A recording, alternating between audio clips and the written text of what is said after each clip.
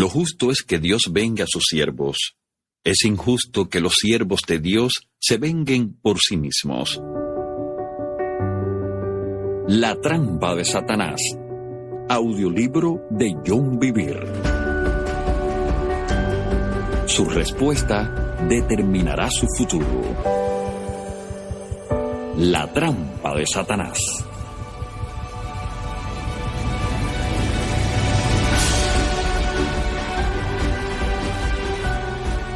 Capítulo 5. ¿Cómo nace un vagabundo espiritual? Y dijo a sus hombres: Jehová me guarde de hacer tal cosa contra mi Señor, el ungido de Jehová, que yo extienda mi mano contra él, porque es el ungido de Jehová. Así reprimió David a sus hombres con palabras, y no les permitió que se levantasen contra Saúl. Primera de Samuel 24, 6 y 7.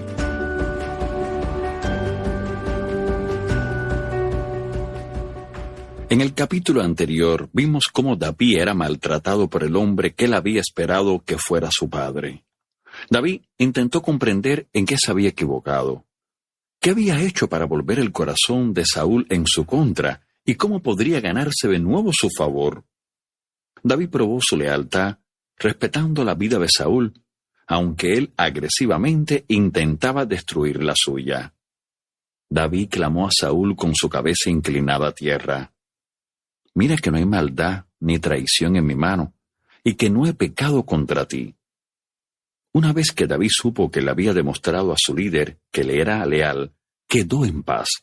Luego se enteró de otra mala noticia. Saúl todavía deseaba destruirlo. No obstante, David se negó a levantar la mano contra el que buscaba matarlo, aunque Dios había hecho caer en un profundo sueño a todo el ejército y le había dado un compañero que le rogaba que le permitiera matar a Saúl. De alguna manera, David sentía que este ejército dormido tenía otro propósito: probar su corazón. Dios deseaba comprobar si David mataría para establecer su reino, como Saúl, o le permitiría a él establecer su trono en justicia para siempre. No os venguéis vosotros mismos, amados míos, sino dejad lugar a la ira de Dios, porque escrito está: Mía es la venganza, yo pagaré, dice el Señor. Romanos 12:19. Lo justo es que Dios vengue a sus siervos. Es injusto que los siervos de Dios se venguen por sí mismos. Saúl era un hombre que tomaba la venganza en sus propias manos. Persiguió a David, un hombre de honor, durante 14 años y mató a los sacerdotes y sus familias.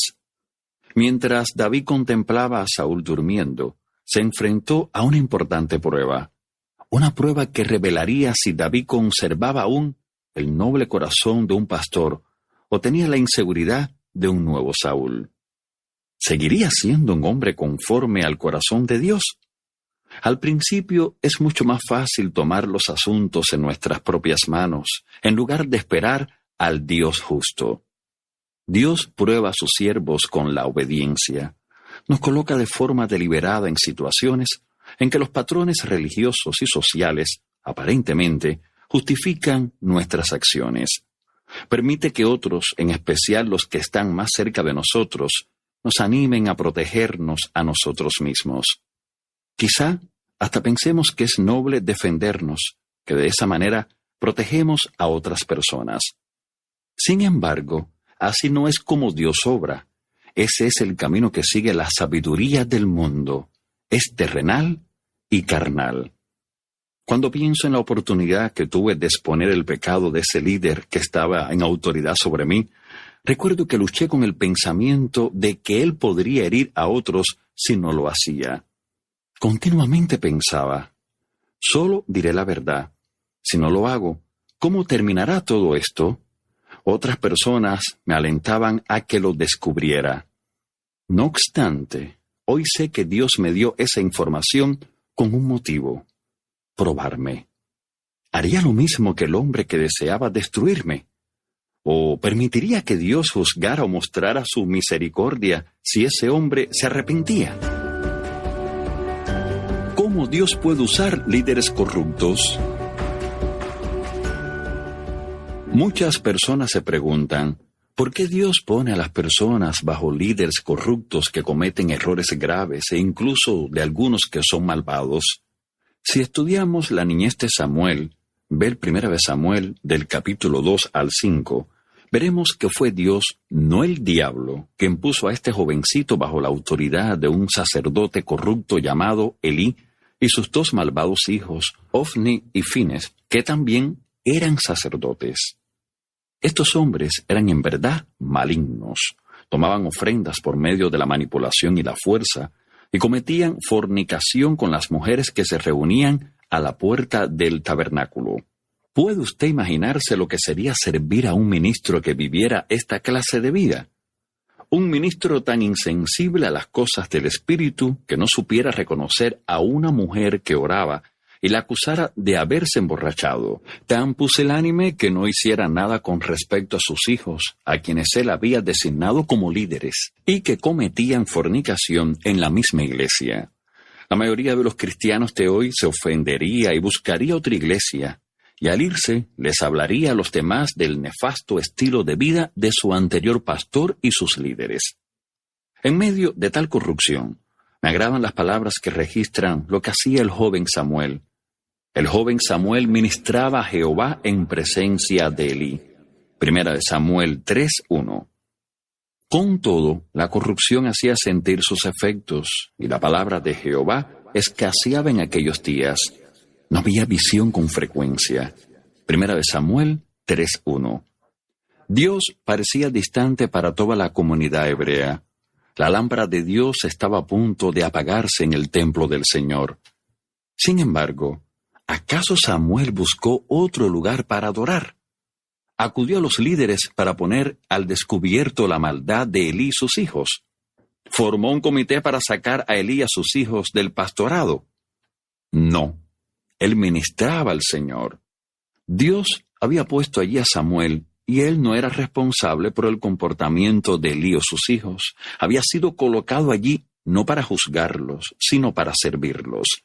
Él sabía que Elí era siervo de Dios, no suyo.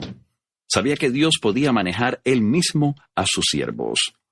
Los hijos no corrigen a los padres. No obstante, es deber de los padres corregir y capacitar a sus hijos. Debemos confrontar a aquellos que Dios nos ha dado para que capacitemos. Esa es nuestra responsabilidad. Debemos alentar y exhortar como hermanos a los que se encuentran a nuestro mismo nivel. Sin embargo, en este capítulo, como en el anterior, estoy hablando de la forma en que respondemos a los que están en autoridad sobre nosotros. Samuel servía al líder designado por Dios de la mejor forma posible, sin la presión de juzgarlo o corregirlo. La única vez que Samuel habló una palabra de corrección fue cuando Elí vino a él y le preguntó qué profecía le había dado Dios la noche anterior. Con todo, aun entonces, no se trató de una palabra de corrección de Samuel, sino de Dios. Nuestras iglesias serían muy diferentes si más personas actuaran según esta verdad. Las iglesias no son cafeterías. Hoy, hombres y mujeres dejan rápidamente la iglesia si ven que sus líderes se equivocan en algo. Quizás sea la manera en que el pastor recoge la ofrenda. Tal vez sea la forma en que se utiliza el dinero. Si no les agrada cómo predica el pastor, se van. Lo encuentran demasiado distante o quizá demasiado familiar. La lista no tiene fin. En lugar de enfrentar las dificultades y conservar la esperanza, corren a donde al parecer no hay conflictos. Enfrentémoslo. Jesús es el único pastor perfecto. Así que, ¿por qué huimos de las dificultades en lugar de enfrentarlas y trabajar para resolverlas? Cuando no enfrentamos de forma directa estos conflictos, por lo general nos retiramos ofendidos. Algunas veces decimos que nuestro ministerio profético no fue recibido. Entonces vamos de iglesia en iglesia buscando un lugar donde existan líderes sin fallas. Grabo este audiolibro habiendo sido miembro de solo 2 iglesias en 2 estados diferentes durante los últimos 14 años. He tenido más de 2 oportunidades. En realidad han sido numerosas, de ofenderme con los líderes que estaban por encima de mí.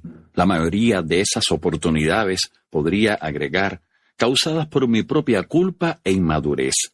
He tenido la oportunidad de criticar y juzgar a mis líderes, pero oírme no era la respuesta. En medio de una circunstancia muy difícil, un día el Señor me habló a través de un pasaje y me dijo: «Esta es la forma en que deseo que te vayas de una iglesia. Ciertamente con alegría saldréis y en paz os iréis». Isaías 55:12. La mayoría de las personas no se van así. Creen que las iglesias son como cafeterías. Pueden elegir lo que desean. Sienten la libertad de estar allí mientras no haya problemas. Sin embargo, esto no concuerda en lo más mínimo con la enseñanza bíblica. Usted no es el que elige a qué iglesia irá. Es Dios. La Biblia no dice: Dios ha colocado los miembros cada uno de ellos en el cuerpo como quisieron. Lo que afirma es: Dios ha colocado los miembros, cada uno de ellos, en el cuerpo como Él quiso. 1 Corintios 12:18. Recuerde que, si usted está en el lugar en que Dios desea que esté, el diablo intentará que se ofenda para sacarlo de allí. Él desea desarraigar a las personas de los lugares donde Dios las ha plantado. Si logra sacarlo de allí, ha tenido éxito. Si usted no se retira, aún estando en medio de grandes conflictos, arruinará sus planes. El engaño básico. Durante varios años asistí a una iglesia. El pastor era uno de los mejores predicadores del país. Al principio me quedaba admirado por las enseñanzas que salían de su boca. El tiempo fue pasando y debido a mi posición desde la que servía al pastor, pude ver de cerca sus fallas. Así que cuestioné algunas de las decisiones que tomaba para el ministerio. Comencé a criticarlo y juzgarlo, y llegué a sentirme ofendido. Él predicaba, y yo ya no sentía inspiración ni unción alguna. Su predicación ya no me ministraba. Otra pareja de la iglesia, que eran amigos nuestros y también integraban el equipo pastoral, al parecer opinaba lo mismo. Dios los envió fuera de la iglesia y comenzaron un ministerio propio. Entonces nos pidieron que fuéramos con ellos. Sabiendo cuánto estábamos luchando, nos animaban a que siguiéramos el llamado que había sobre nuestras vidas. Nos decían todas las cosas que este pastor, su esposa y los demás líderes estaban haciendo mal. Nos consolábamos mutuamente, sintiéndonos desesperanzados y atrapados. Ellos parecían sinceramente preocupados por nuestro bienestar. No obstante, nuestras conversaciones solo avivaban el fuego del descontento y la ofensa. Como bien señala Proverbios 26:20, sin leña se apaga el fuego, y donde no hay chismoso, cesa la contienda. Lo que ellos nos decían puede haber sido una información correcta, pero resultaba equivocada a los ojos de Dios, porque echaba más leña al fuego de la ofensa, tanto para ellos como para nosotros. Sabemos que eres un hombre de Dios, me decían. Por eso tienes los problemas que tienes estando en este lugar. Sonaba bien. Mi esposa y yo nos dijimos: basta, estamos en una situación terrible. Necesitamos salir. Este pastor y su esposa nos aman. Ellos nos pastorearán. La gente de su iglesia nos recibirá tanto a nosotros como al ministerio que Dios nos ha dado. Dejamos nuestra iglesia y comenzamos a asistir a la de esta pareja, pero solo por unos meses. Aunque pensábamos que habíamos dejado atrás nuestro problema, nos dimos cuenta de que aún estábamos luchando. Nuestros espíritus no tenían gozo. Estábamos atados al temor de convertirnos en aquello que acabábamos de dejar. Parecía que todo lo que hacíamos era forzado y antinatural. No encontrábamos nuestro lugar en el fluir del Espíritu. Ahora, hasta nuestra relación con el nuevo pastor y su esposa se había vuelto tensa. Finalmente comprendí que debíamos volver a nuestra primera iglesia. Cuando lo hicimos, Supimos de inmediato que habíamos vuelto a estar en la voluntad de Dios, aunque parecía que seríamos más aceptados y amados en el otro lugar. Entonces Dios me sacudió con sus palabras. John, yo nunca te dije que te fueras de esta iglesia. Te fuiste porque te sentías ofendido. Esto no era culpa del otro pastor y su esposa, sino nuestra. Ellos comprendían nuestra frustración y estaban tratando de resolver ese mismo asunto en sus propios corazones. Cuando estamos fuera de la voluntad de Dios, no somos de bendición ni ayuda para ninguna iglesia. Cuando estamos fuera de la voluntad de Dios, aún las buenas relaciones sufren tensiones. Nosotros habíamos estado fuera de la voluntad de Dios. Las personas ofendidas reaccionan ante la situación y hacen cosas que parecen correctas aunque no hayan sido inspiradas por Dios. No somos llamados a reaccionar, sino a actuar. Si somos obedientes a Dios y lo hemos buscado, pero Él no nos habla, ¿sabe usted cuál es la respuesta? Probablemente Él esté diciendo, quédate donde estás, no cambies nada. Muchas veces cuando sentimos presión, buscamos alivio en una palabra de Dios.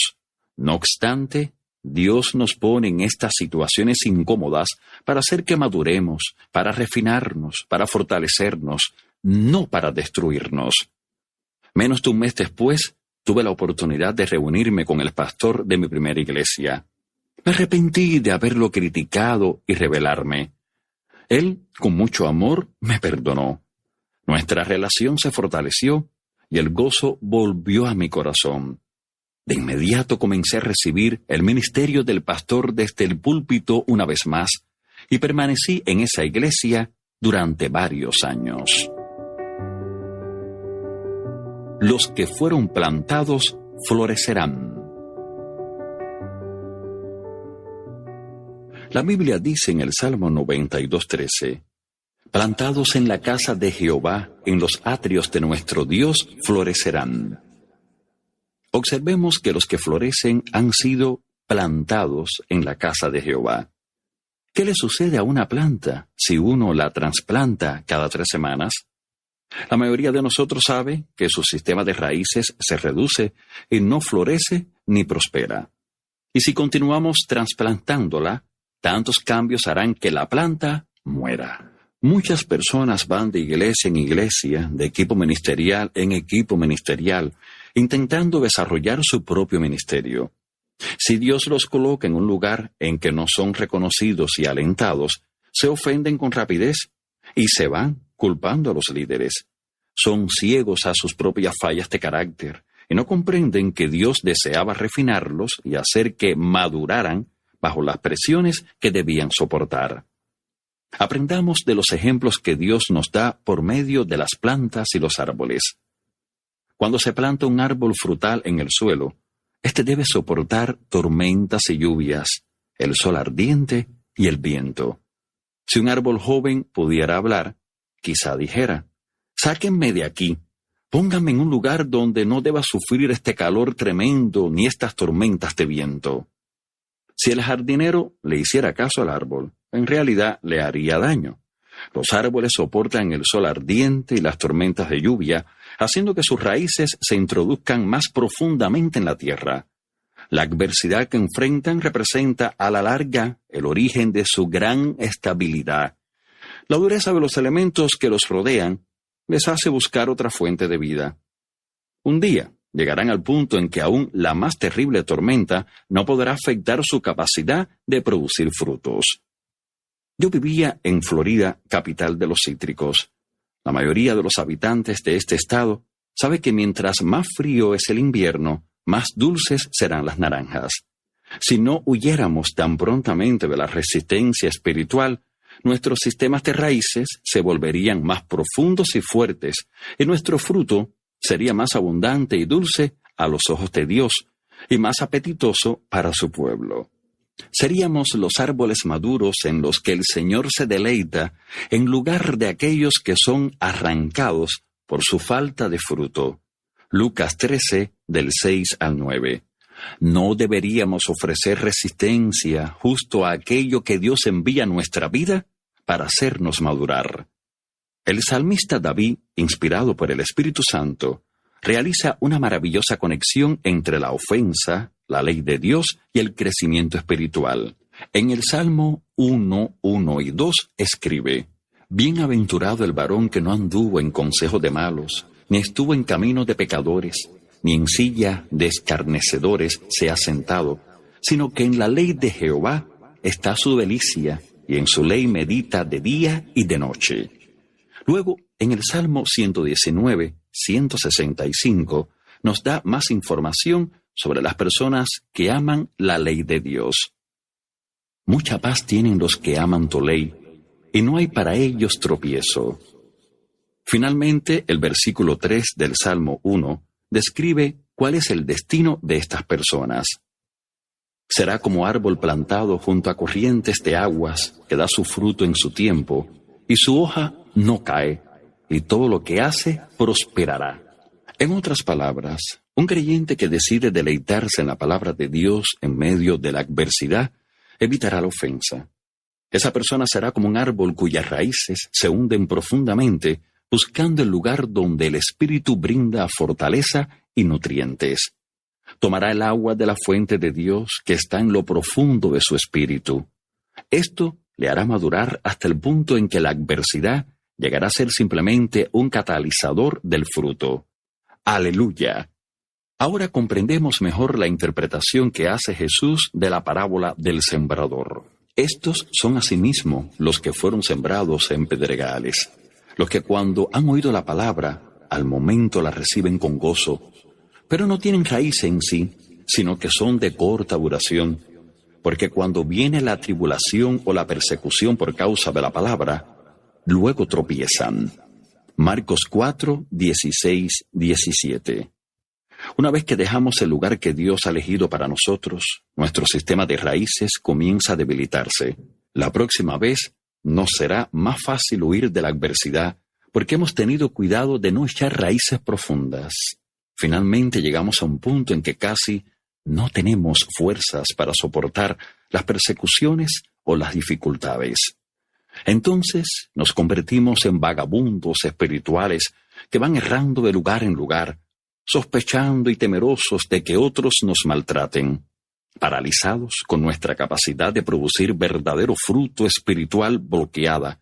Luchamos en medio de una vida centrada en nosotros mismos, comiendo los restos de los frutos de los demás. Observemos a Caín y Abel, los primeros hijos de Adán. Caín le trajo a Dios una ofrenda proveniente del trabajo de sus propias manos, el fruto de su viña. El fruto había sido producido con mucho esfuerzo.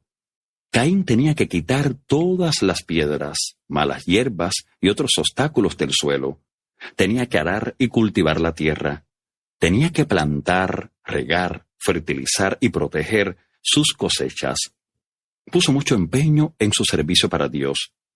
Sin embargo, se trataba de su propio sacrificio, más que de la obediencia al camino que Dios deseaba para él. Esto simbolizaba adorar a Dios con nuestras propias fuerzas y capacidades, más que por la gracia del Señor. Abel, por otra parte, trajo una ofrenda de obediencia, el primogénito escogido de su ganado. No trabajó tanto para obtenerlo como Caín, pero era algo muy querido para él. Ambos hermanos seguramente sabían que su padre y su madre habían intentado cubrir su desnudez con hojas de higuera, que representaban sus propias obras para cubrir sus pecados. No obstante, Dios les mostró lo que era un sacrificio aceptable a él, cubriendo a Adán y Eva con la piel de un animal inocente. Adán y Eva no sabían que su forma de cubrir el pecado era inadecuada. Sin embargo, una vez que Dios se los mostró, ya no lo ignoraron, ni tampoco sus hijos. Caín había tratado de ganar la aceptación de Dios sin seguir su consejo. Dios respondió mostrándole que aceptaría a aquellos que vinieran a él según sus parámetros de gracia, el sacrificio de Abel, y rechazaría lo que fuera intentado desde el conocimiento del bien y del mal, es decir, las obras religiosas de Caín. Luego le indicó a éste que si hacía el bien, sería aceptado, pero si no elegía la vida, el pecado se enseñorearía de él. Caín se ofendió con el Señor. En lugar de arrepentirse y hacer lo bueno, permitiendo que esta situación fortaleciera su carácter, descargó su ira y su ofensa con Dios, actuando contra Abel, y lo asesinó. Entonces Dios le dijo a Caín: «Ahora, pues, maldito seas tú de la tierra, que abrió su boca para recibir de tu mano la sangre de tu hermano. Cuando labres la tierra, no te volverá a dar su fuerza. Errante y extranjero serás en la tierra». Génesis 4, 11, 12. Lo que Caín más temía, es decir, ser rechazado por Dios, fue lo que atrajo como juicio sobre sí mismo. El medio por el cual intentara ganar la aprobación de Dios era ahora maldito por su propia mano. El derramamiento de sangre ahora producía una maldición. La tierra ya no le daría su fuerza. El fruto sería producido solo por medio de un gran esfuerzo. Los cristianos ofendidos también cortan su propia posibilidad de producir fruto. Jesús comparó el corazón con la tierra en la parábola del sembrador. Así como los campos de Caín eran duros, el suelo de un corazón ofendido es duro, estéril e emponzoñado por la amargura.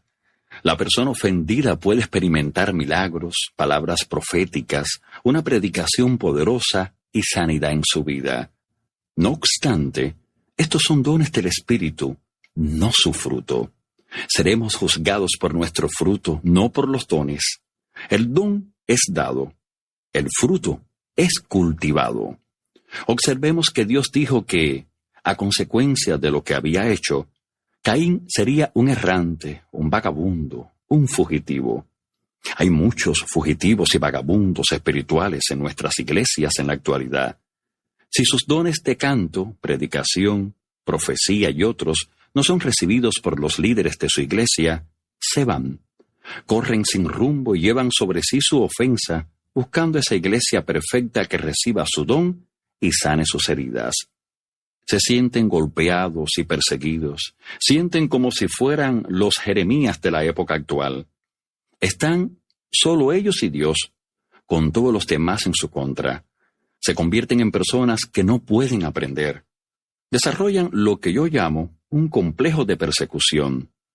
Todos están contra mí. Se consuelan pensando que son santos o profetas de Dios perseguidos. Sospechan de todos. Esto es exactamente lo que le sucedió a Caín. Observe lo que él dice. «He aquí me echas hoy de la tierra, y de tu presencia me esconderé, y seré errante y extranjero en la tierra, y sucederá que cualquiera que me hallare, me matará». Génesis 4:14. Notemos que Caín sufría de ese complejo de persecución. Todos querían destruirlo. Lo mismo sucede en la actualidad. Las personas que se sienten ofendidas creen que todos están en su contra. Con esta actitud es difícil que vean áreas de su propia vida que necesitan cambiar. Así que se aíslan, se desvían y se conducen de una manera tal que invita al maltrato. Su deseo busca el que se desvía y se entremete en todo negocio. No toma placer el necio en la inteligencia. Proverbios 18:1. Dios no nos creó para que vivamos aislados, independientes unos de otros. Él disfruta cuando ve que sus hijos se cuidan y se nutren unos a otros. Lo frustra ver que nos ponemos de mal humor y nos autocompadecemos, que nuestra felicidad depende de todos los demás. Él desea que seamos miembros activos de la familia. Desea que recibamos nuestra vida de Él. Una persona desviada busca solo su propio deseo, no el de Dios. No recibe consejo y se predispone al engaño. No estoy hablando de los períodos en que Dios llama aparte a un individuo para equiparlo y darle una nueva frescura a su vida. Estoy describiendo a los que se han aprisionado ellos mismos. Van vagando de iglesia en iglesia, de relación en relación, y se aíslan en su propio mundo. Creen que todos los que no concuerdan con ellos están equivocados y en su contra. Se protegen en su aislamiento y se sienten seguros en el ambiente controlado que han creado para sí mismos. Ya no tienen que confrontar las fallas de su carácter. En lugar de enfrentar las dificultades, intentan escapar de la prueba. Y así impiden el desarrollo del carácter que se produce solamente a medida que uno trabaja para resolver los conflictos, porque el ciclo de la ofensa vuelve a comenzar.